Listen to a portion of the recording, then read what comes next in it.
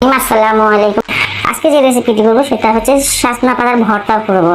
সেই জন্য এখানে আমি 100 গ্রাম পানি দিয়েছি। পানিটা বলক এসে পড়েছে আর এখন আমি দিয়ে দিচ্ছি কয়েক কোষ রসুন আর কিছুটা পেঁয়াজ আর 4টা কাঁচামরিচ। এখানে দিয়ে দিচ্ছি লবণ কিছুটা, খুব বেশি একটা দিব না, পরে আবার লবণ দিব আমি। আর এবার দিয়ে দিচ্ছি সজনা পাতাগুলো, এটা সিদ্ধ করে নিতে হবে।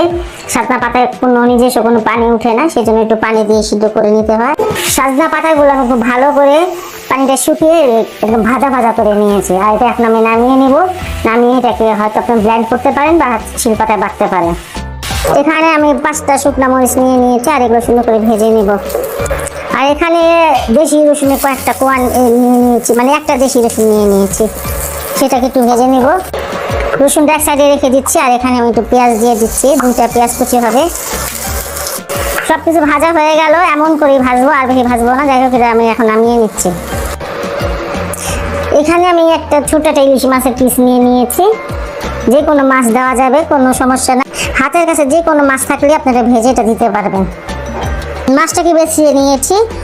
আমি যখন সিদ্ধ করেছিলাম সজনা পাতা তখন একটু লবণ দিয়েছি, এই জন্য অল্প লবণ দিলাম।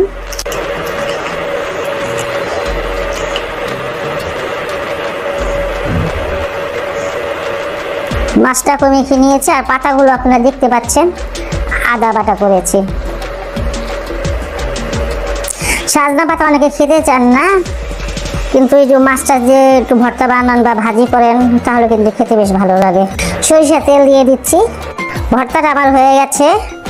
আর হেলদি একটা ভর্তা, আপনারা বাসায় অবশ্যই ট্রাই করবেন। আর যদি ভালো লাগে তাহলে অবশ্যই আমার চ্যানেলকে লাইক, কমেন্ট, সাবস্ক্রাইব করবেন। সবাই ভালো থাকুন, সুস্থ থাকুন, নিরাপদে থাকুন, এই দোয়া করি। আল্লাহ হাফেজ।